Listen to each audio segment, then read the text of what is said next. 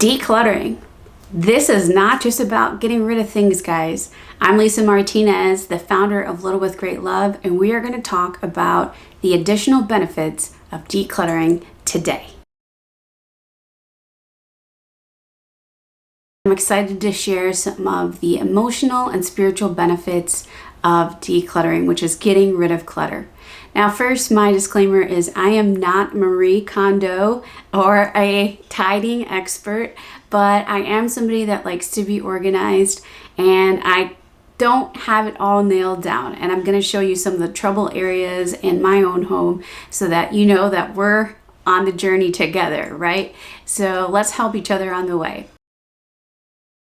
And why do I say the spiritual and emotional elements? It's because many of us have attachments to our things. When you have an attachment to something, there is a bond that you have. Now, I know I'm a sentimental person, and so a lot of the things that I have that would be hard to get rid of, I have an emotional tie to, and also could have a spiritual tie to them as well. So let's talk about those specific elements as we break this down. A clutter-free space is clear of the emotional distraction that clutter and our stuff represents, right? We will feel a lightness and not weighed down when we have our spaces clear. And that's just one of those things where, I don't know if you're like me, but when your stuff feels out of order, you feel out of order. You're trying to come into a space to be creative or do your work, and there's stuff everywhere, and you just feel really disordered. And this is one of those things where it can take an emotional toll on you, right? Because everything is around you, and it's really hard to kind of break through that distraction. So that's one example of the emotional repercussions of stuff. When we feel ordered, then we also have a greater sense of peace in our heart and in our home. We also grow in simplicity because we just have less to worry about, right? We have simplified our life in many ways. It's kind of pared down to get back to more of the essentials, and that just gives us a greater freedom interiorly because we don't have to worry about a lot of external things, and we're focused on more important things. Attachments hinder our freedom because we're holding on to things instead of holding on to God, and we end up seeking the gift and not the giver. We can see how that goes down a real slippery slope if we go back to Genesis, if we go back to Adam and Eve, and see from the very beginning of creation where God gave us dominion over creation, right? Adam and Eve, he gave them dominion over the creatures of the earth. And in that, we have our senses that allow us to enjoy those things, right? But what happened when there was a distrust that was introduced through the serpent, right? And we started to seek things above God. That's when the fall happened. So when we start to really enjoy the creation more than the creator, there's a disorder that happens through all of that. So simplicity and this idea of decluttering by letting go of things really draws us back to the giver of the gifts instead of the gifts themselves. St. John of the Cross and the Carmelite Sisters of the Sacred Heart of Jesus in Los Angeles give some really practical guides to detachment that can really help us understand things in a better light. So they say that we fail to practice mastery over our attachments when we use them in excess of our needs for purposes other than for which they were intended, or as ends rather than as means to a legitimate end. St. John of the Cross illustrates this wonderfully when he talks about a bird that's tethered to the earth. He talks about it being tethered either with a light string or a heavy rope. But the thing that's really interesting about this example, because I thought, oh, if it's a light string, that would be better, right? Just I have a small attachment rather than a large attachment. No, he says that any attachment hinders us in our relationship with God. So that is something to really take home and think about the things that you have. So some tips I have are, because we have attachments to a lot of our things, don't try to overdo it when you actually begin the work. If you're like me that had put things off for a couple of years due to circumstances in my family, then it can be more overwhelming to get started, right? If we have kind of a lot of things to go through or a number of areas that require our attention. So make a plan to gradually do the things and be kind to yourself, and understanding of realizing that whatever that didn't happen before, that's okay. Each day we have a new opportunity to start over, and we can begin that process and start gradually and start to hone in on the areas that we feel that are most beneficial to get started.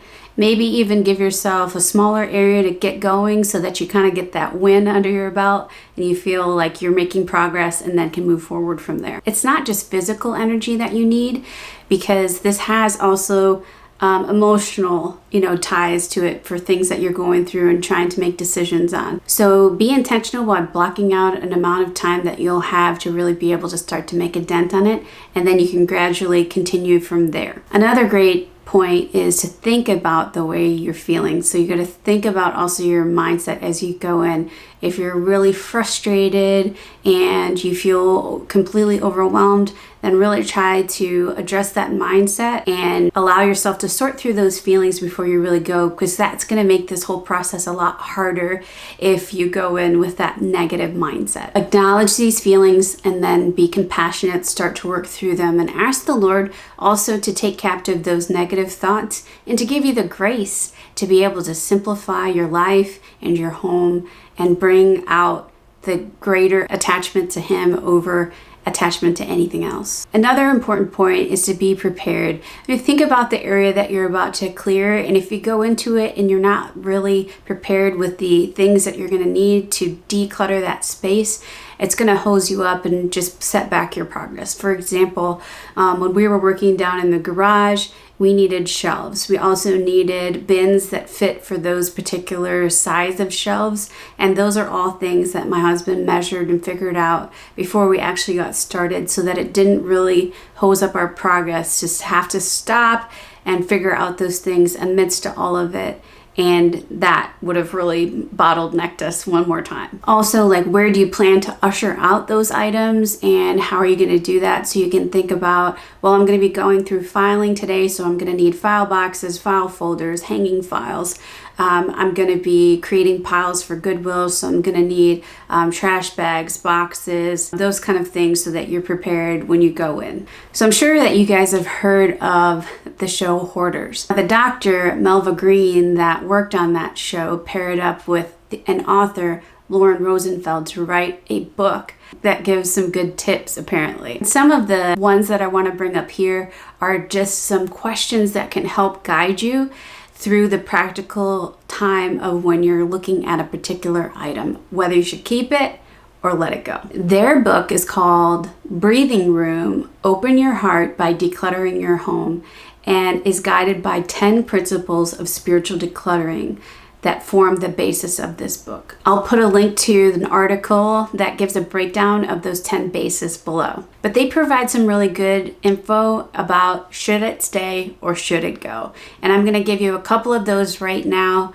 And these will be the questions that you can ask as you go through the decluttering process. So the 3 gates of meaning is the first one, and I'm going to list them here. Whatever you decide to keep in your home should be intentional, useful, and kind to your heart. If it's not, it's clutter that weighs you down. So ask the following questions when you're trying to decide if you should keep it or let it go. And pass it through these 3 gates of meaning. Does it fulfill my intentions for my home? Do I use it? Is it kind to my heart? Beyond the 3 gates of meaning, there are also 3 standards of true value that they give, because sometimes it's hard to really ascertain that because of the emotional ties that we hold to certain items. And this will help you when you're going through, because you're likely going to hit at least one roadblock, right? Where you're like, my grandma gave this to me and I really have never ever used it, but what do I do? These are going to help you with those kind of things. Does the object provide you with happiness, freedom, or ease? No object, no matter how much you paid for it or who gave it to you or how long it has been in your family, is truly valuable if it is eating up space in your heart. It's truly not worth it. And that's what the ladies say in the book. Another principle that we're going to wrap up here with is that don't just take things and shove them in a drawer or a closet. I'm going to show you one of my drawers here, guys, because why? It seems like it's out of sight, out of mind, but it takes up that emotional space where you know that my place really isn't totally clean. What I've done is it appears from the outside to be tidy, but I've really just displaced all my junk into hidden areas. And so in that, we've not really simplified or we've not really detached from things, but we've just really tried to push them out of our space. And the last part I would say, guys, is as you're going through this process, make sure that you recognize the work that you've done. If you got rid of a trash bag of things today, if you cleared out one of your shelves, if you reorganized your pantry, if you went through your closet and got rid of a bunch of clothes that you don't wear anymore, purses or shoes, or your ties or belts or whatever those things are, then recognize that progress that you've made. I think we're people that really need that kind of thing to keep us motivated. And so when you've done it, just give yourself that pat on the back and let yourself know, well done, and let's keep going through this journey of detachment and decluttering so that we can simplify our lives and be more centered and focused on the things that really matter and be attached to God and cling to Him. So I hope that these provide some tips that you could use in your own journey and you've been able to find some kind of greater sense of peace by simplifying and finding greater interior freedom through detachment and decluttering your space. I hope that you'll continue to join us on the journey. We have lots of more great content over at Facebook, Instagram. So once again, thanks for joining us on the restoration journey.